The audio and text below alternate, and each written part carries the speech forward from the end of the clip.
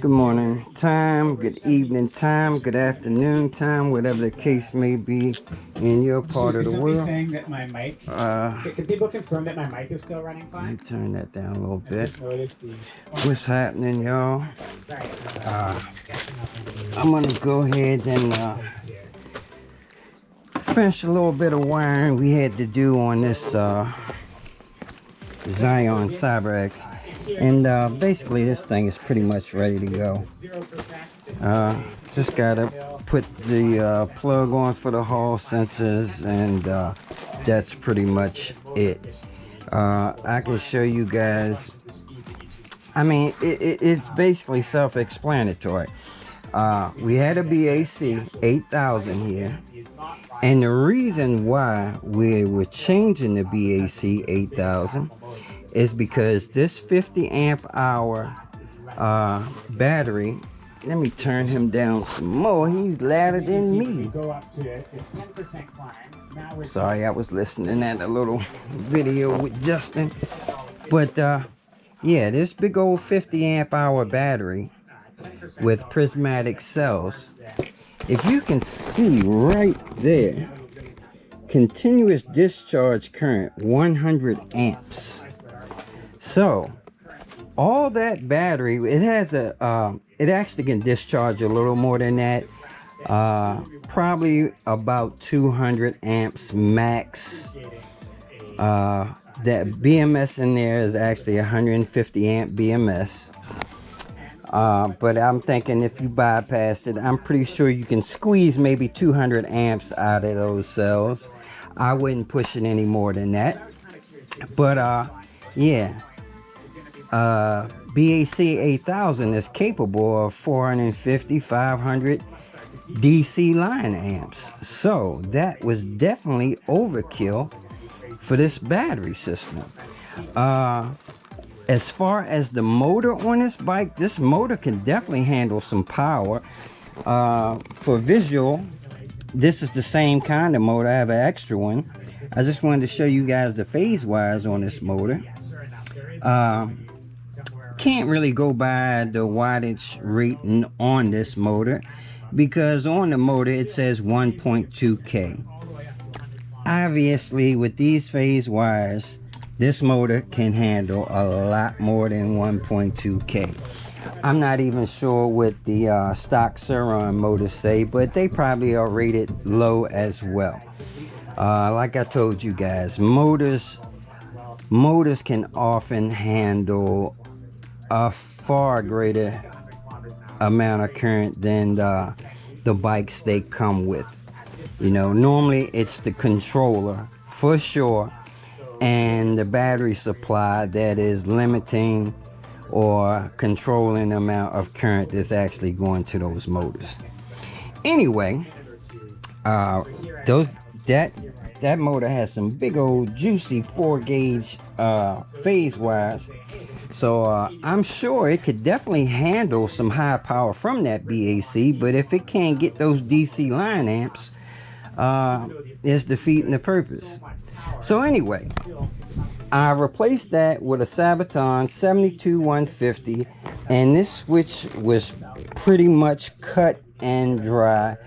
All I had to do was attach the phase wires from the motor, obviously. Like I said in the other video, they didn't match up, of course. I think on the Sabvaton, this little strip down here is, I think it's green, blue, yellow. And as you can see, that was not the correct order. The motor would even turn, you know, with that sequence. It ended up being blue, yellow, green. You know, you have to swap those phase wires around, play with the orders until you find the correct order. There'll always be one that pretty much stays the same for the most part.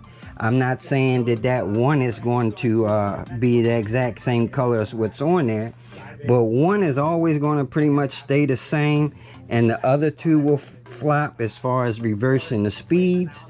But you still have to get that original configuration right before you get anything going. So yeah, we played around with that. We got that to working. Same thing with the throttle. None of the throttle wires matched up. I actually used my meter to figure that out. You definitely don't want to be putting 5 volts on ground and vice versa. You'll either blow up your throttle or jack up the input for your throttle on your controller. So I'll make a video one day showing how to do that with a multimeter, but we're not going to do that right now. Like I said, I'm gonna go ahead and throw a plug on this on these hall sensors, as I just had the wire stuck through there last night to get it to work. But go ahead and do it the right way now. So hopefully sometime this evening I can get out and do a little test ride on this thing. Now if you hear some banging in the background, that's because yeah, they're outside working on my back. I hope they will be finished today. I doubt it, but if they're not finished today, I'm pretty sure they will be finished tomorrow, and probably first thing in the morning. They normally always, even when they finish, they have to come back the next day and do some little minor touching up. But yeah, anyway, what else we got going on?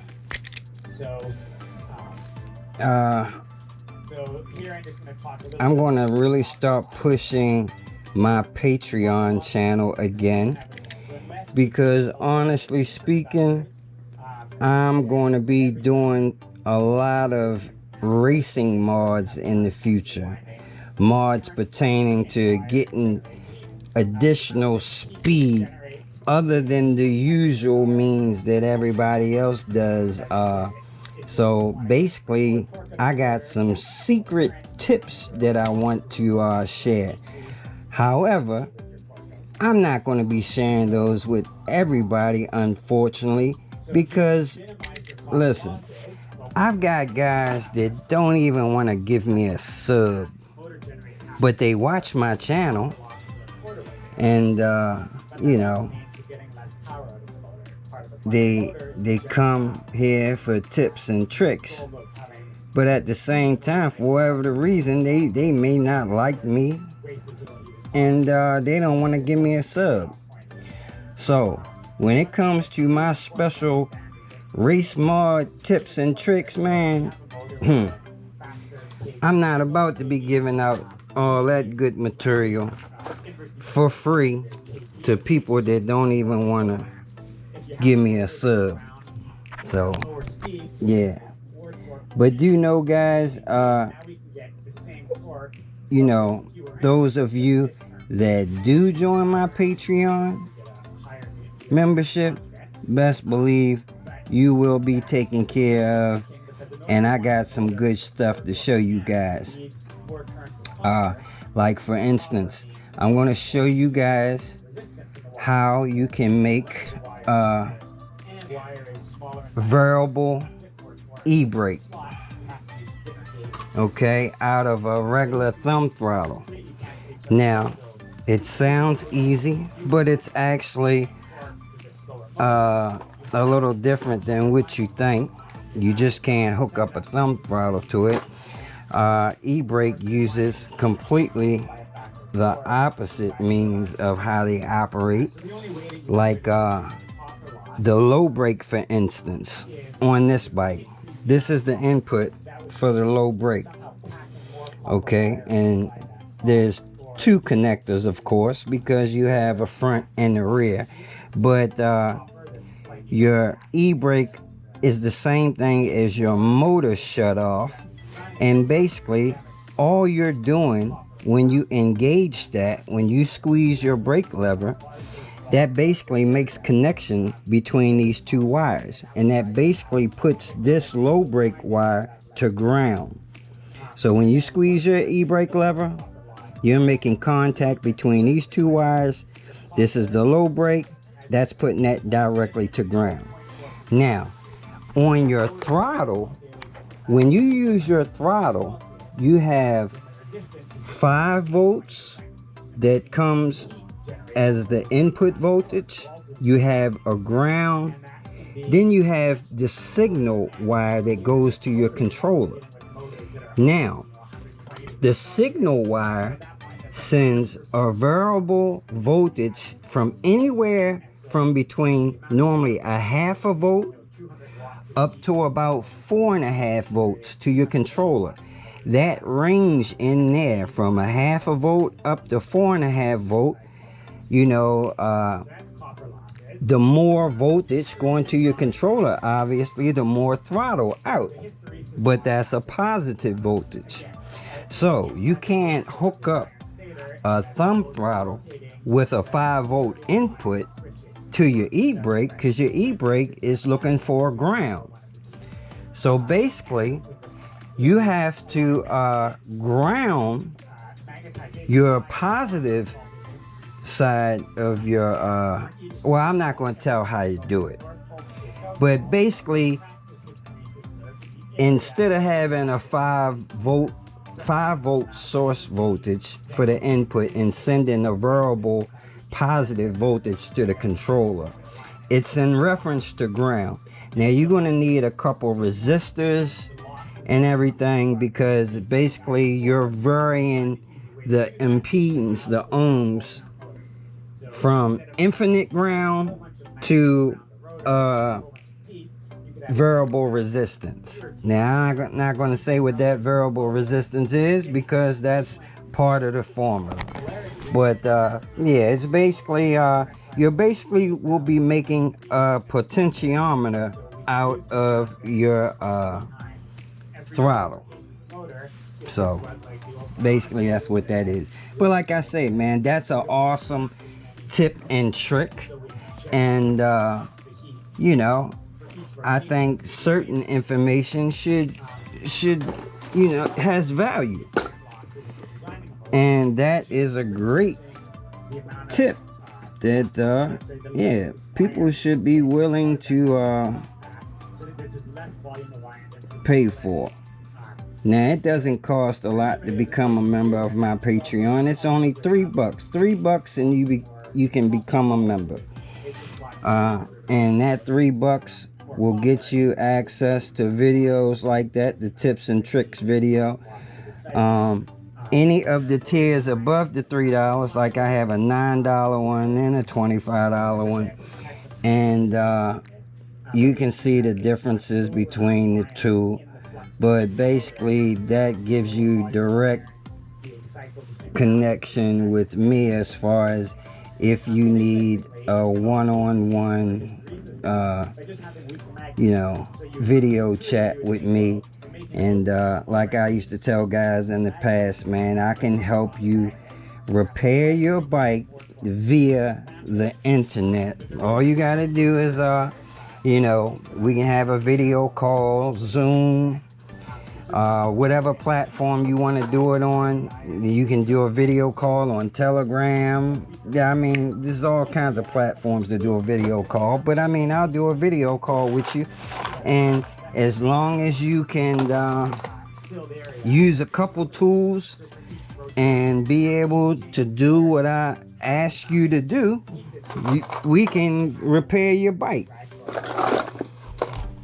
And I think to be able to repair your bike for $9, I mean, where you gonna go and get your bike repaired for $9? You hear them banging? Told you that's they out there working, man. So I hope they will be done with me soon. I hope I can see if I can do this. Oh man, I tell you, boy, that ain't no joke, because they come out there banging first thing in the morning, about 7 o'clock in the morning, so you ain't gonna be sleeping in late. That's for sure.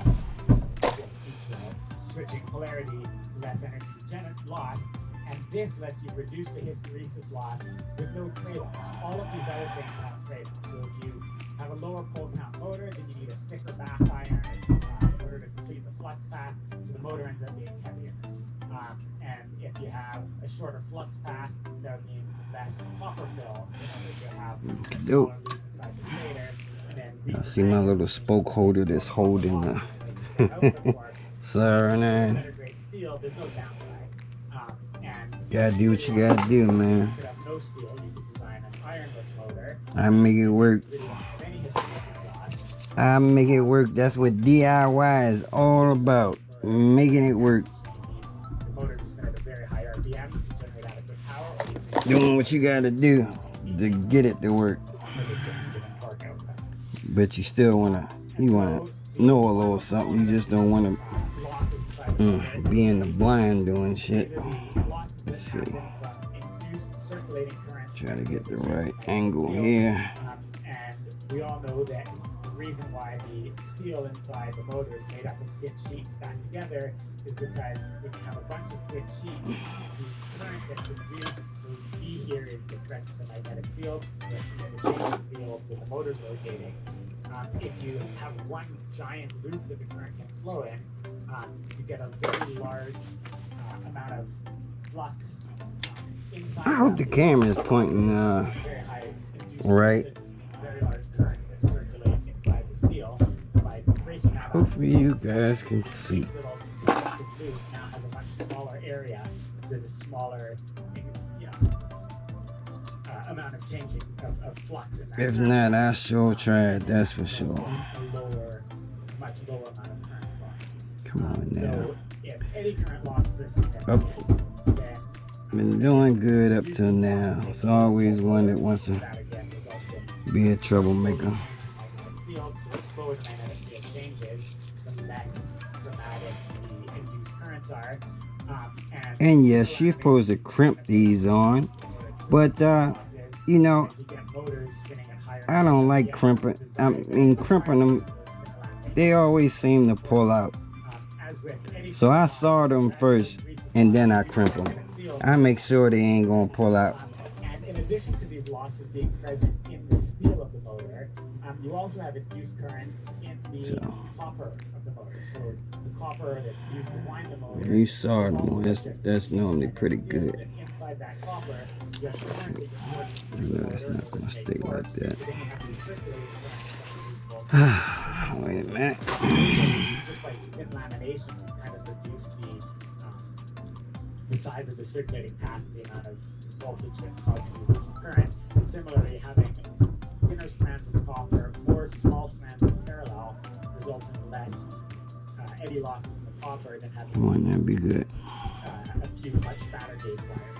The worst would be having one thick gauge wire wrapping the motor. And here there's a That's what trade-off between hand wound and machine wound motors. these little Mickey Mouse Saturns don't get hot Much better if it's just one thick gauge wire. as good as my other gun. Or with a robot. Then this is a little tight little spot I'm soldering in. 15 strands. That's quite a bit more difficult to manage with automated equipment, and the sort of hand wound motors are better suited, or hand winding is often better Come on, suited get up for in there. doing a high parallel on the motor line. Okay, So got lucky on that one. yeah, and so this is a little bit of a recap. One of the nice I things don't know how that one got hold, because it surely didn't look like it was difficult to, seems like some touching, intrinsic but function of the motor that would be hard to actually measure. You can actually measure them very easily by looking at the torque of the motor as a function of RPM. So like if you just take the motor and spin it, it did some kind of way. that there is on the axle shaft and increase the speed, the torque of the motor at 0 RPM, this graph is for 100, but it should start at 0, where it intersects that line, that is all torque from hysteresis. So See, once I get the wire up there, it's hard. It's hard and the to slope of this curve, the angle of this line, is get to it. So This where tip is intersects too the wide. 0 point is the hysteresis torque, and the slope of this line, what's this angle, that slope is a direct measure of the That is not good. I can see it about to pop off. same motor that I prepared. This is when I was doing experiments with lamination thickness and grades of steel, where this motor here, they had exactly the same magnets, exactly the same stator design, but this here was with thinner laminations and a better grade steel. You notice that there's a much gentler slope. The torque increases less with RPM than the thicker laminations. That's 0.5 millimeters, that's 0.35 millimeters. Last but not least, And these numbers, see, that's why I don't like really doing this kind of stuff on camera, because I mean it's slow, boring, monotonous stuff. It really don't need to be seen, but I mean I gotta put something on the camera. I guess all the other connections would have been a little more something to see. Man, I don't think that camera's been pointing right the way I just moved that camera. Boy, if none of that's on film, that's a terrible thing. If none of that made it in view.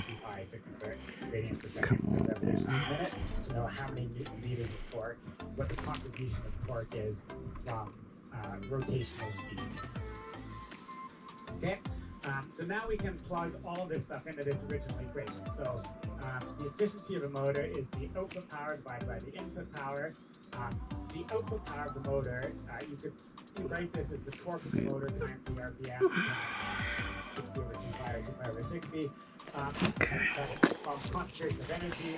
That one is going to hold right there in place while I solder it. Be nice. Losses that we have inside the motor. Be nice. Be nice. There we go. There we go. All right. Now what I'm going to do is I'm going to put my, the other side of that switch. We'll go ahead and squeeze this stuff up with my, not really proper way to do it, but it ain't going nowhere because it's soldered.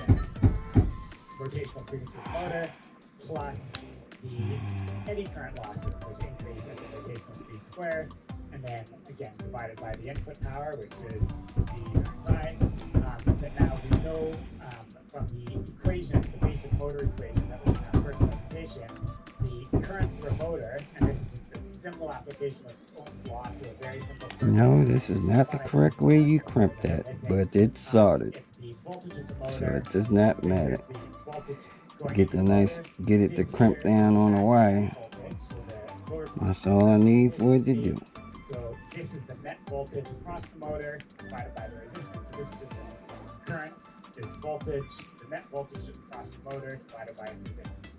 Then you can substitute that back into this equation and do all of your basic first order algebra, and you wind up with this equation here for the efficiency of the motor.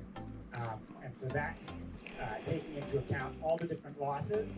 If you know the motor's resistance, if you notice its coefficients for hysteresis and eddy current drag, and you know the motor's oh man, I should have well, oh well, don't matter.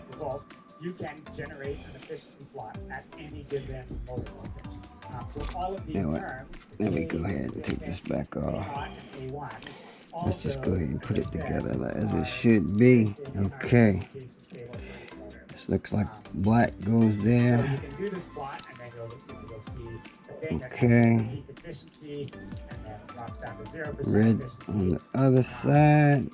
And then if you want to find what is the point of peak efficiency, well, if you're done any first order calculus, you would take the derivative of this equation as a function of the RPM, and you'd set that equal to 0. That's the slope is nothing. Okay, then blue, green, yellow.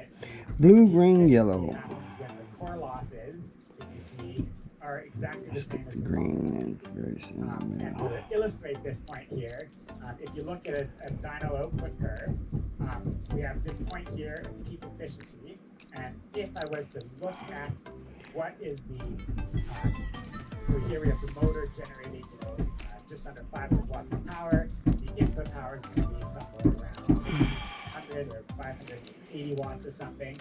So that's just a let's see, you're gonna need we would have at this point exactly 40 watts going into core losses. So push it down. We would have 40 watts going into copper losses. So there's point of peak efficiency. It's not some magical crossed up. sweet spot to run the motor. It just happens That's to be right. where the core losses and copper losses are equal. And with you running the motor over on this side of the curve, so say you're going downhill, you only need 200 watts of the motor, and the efficiency now is down to 80% instead of 83%. At this point, we have more heat. Normally I crimp them little rubber things. Then we have I forgot Russian. generating torque. And if you're So they stay down in there, but it ain't that important on this. Okay. So here we have more Green, blue, yellow. being generated. Blue, green, yellow. Black, red. Alright, bam. We're good to go. Alright, like I said, this is your brake wire. We'll run a brake switch, a brake wire for that. This is our display. As you can see, I got it sitting right there on some handlebars. Alright, let's power it on. Let's see, is the key on? Keys on. Let's power this thing on. Put in our little password. Let's cover that up.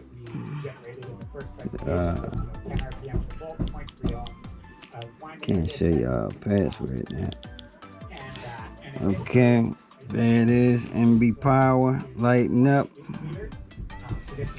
Communication error. Oh, that's because I don't have this plugged up. You know, when you're using the app, this is what I always try to show you guys. When you're trying to use the app, the MC Con app, you have to unplug this little secondary harness on the display. And I still have it unplugged. Oh man, I gotta tell you guys what happened with my Bluetooth dongle. Alright, as soon as I plugged it up, you see that communication error went away. But yes, my Bluetooth dongle right here, I had it in my pocket, man.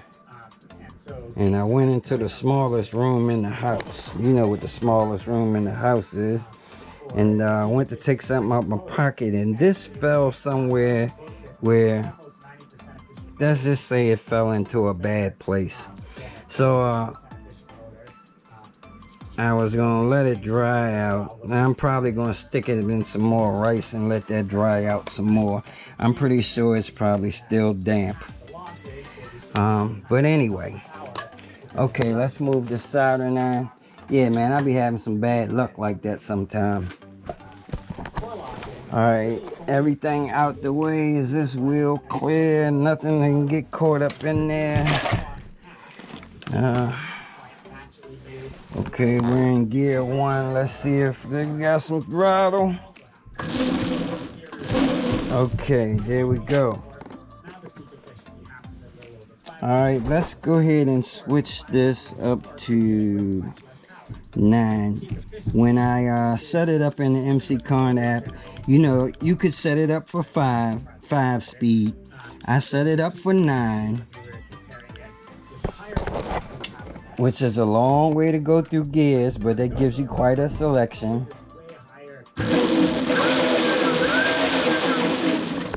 But yeah, there's a 9. Okay, so pretty much for the most part, this thing is done.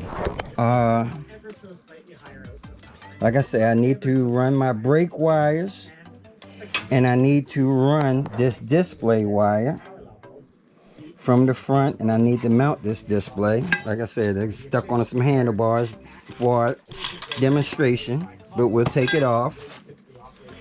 I'm going to unplug it so I can run it.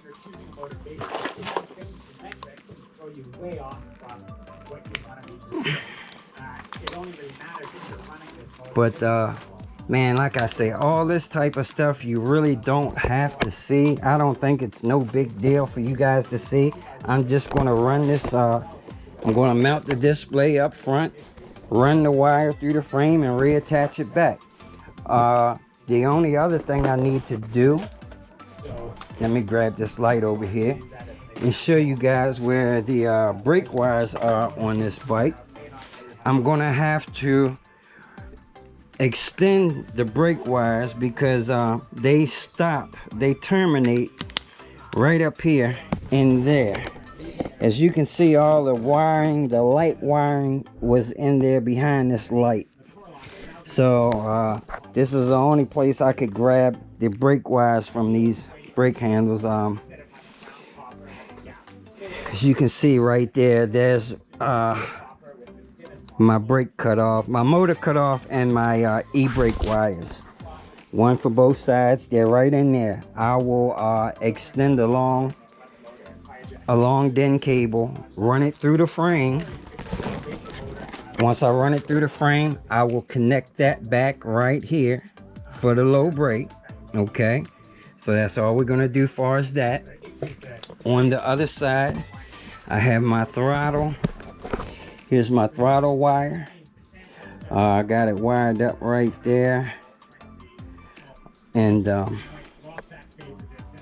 what I'm going to do is run that through the frame as well. I'm gonna unhook it. I'm gonna solder those wires, put some heat shrink on there, run them through the frame, mount it back right there. And man, once I do that and actually screw this controller down, that is pretty much it, man. I mean, it was easy peasy. It was easy peasy. I think I got some other wires over here. What do I have over here on this side over here? Okay, those are alarm wires. We're not using the, well, I got an alarm. I might as well hook one up. I'm pretty sure I got one somewhere right here. The alarm, you know, it's nothing for the alarms, fellas. You just plug them up.